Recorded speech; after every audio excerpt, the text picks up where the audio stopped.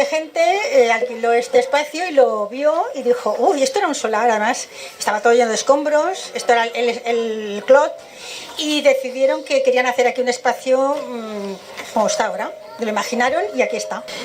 Y os invito a que vengáis. Muchos sábados estamos aquí, o hace paella Andreu, o nos traemos la comida y estamos aquí disfrutando del espacio. Y bueno, pues tuve la loca idea de proponer la escritura colectiva de un fandango.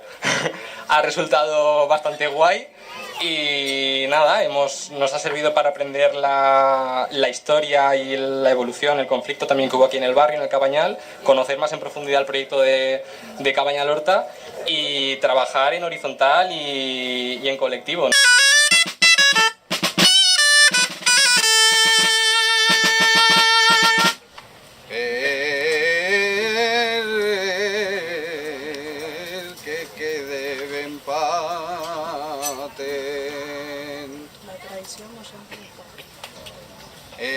De tirar a mate.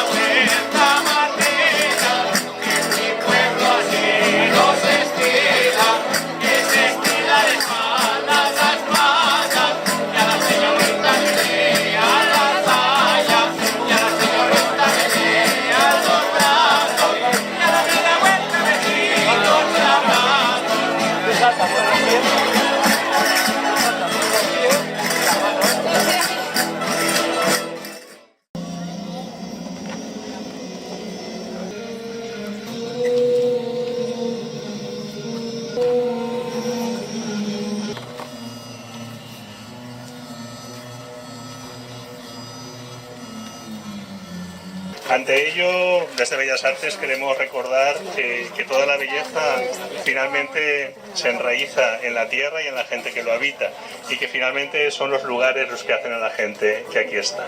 Muchas gracias. Y de verdad no hubiese sido posible sin espacios como este que invitan a la vida lenta, cooperativa, pero sobre todo a la reivindicación y la lucha. Y nada.